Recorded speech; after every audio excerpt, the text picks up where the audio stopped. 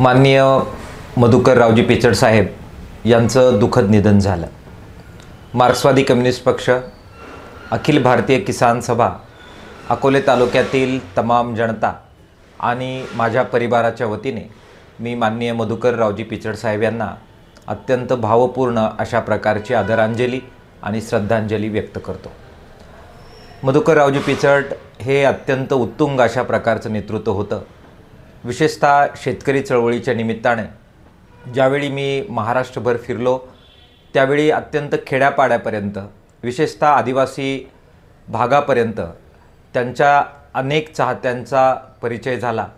गडचिरोलीपर्यंत, नागपूर, संबंध विदर्भ, मराठवाडा, ज्या ज्या ठिकाणी आदिवासी समाज आहे त्या सर्व ठिकाणी माननीय मधुकररावजी पिचड साहेब यांना मानणारा वर्ग वेळोवेळी भेटत राहिला। त्यांच्याबद्दल अत्यंत आदर अकोले तालुक्याचे सुपुत्र म्हणून सुद्धा वेगवेगळ्या ठिकाणी व्यक्त होत राहिला।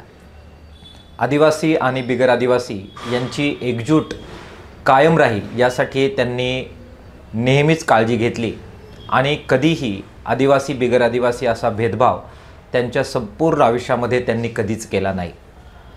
जलसंधारणाच्या संदर्भामध्ये अत्यंत उत्तुंग अशा प्रकारची कामगिरी अकोले तालुक्यामध्ये त्यांनी केली। विशेषतः निळवंड्याच्या उच्चस्तरीय कालव्यांच्या बद्दल जो संघर्ष अकोल्यात झाला त्यावेळी एक नेता म्हणून आणि सत्ताधारी म्हणून अत्यंत सकारात्मक प्रतिसाद त्या मागणीला माननीय मधुकररावजी पिचड साहेब यांनी दिला। हे अत्यंत नम्रपणाने मी मान्य केलं पाहिजे आणि त्याचं श्रेय हे त्यांना दिलं पाहिजे। गोविंद गारे साहेब त्यांच्या माध्यमातून आदिवासी समाजाची संबंध संस्कृती, त्यांची अस्मिता, राघोजी भांगरे आणि त्याचबरोबर अनेक बाकीचे क्रांतिकारक यांच्याबद्दलचं एक प्रकारे लुप्त होऊ पाहणारं संबंध तत्त्वज्ञान आणि इतिहास तो उजागर करण्यामध्ये सुद्धा माननीय मधुकररावजी पिचड साहेब यांचा मोठा वाटा होता। अकोले तालुक्याचे सुपुत्र म्हणून ते नेहमीच आमच्या सर्वांच्या हृदयात राहतील।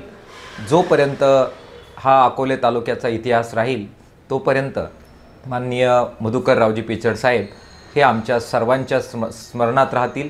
इतिहासात त्याची नोंद नेहमी होत राहील। तुम्ही बघत आहात अकोले टाइम्स, खबर प्रत्येक क्षणाची।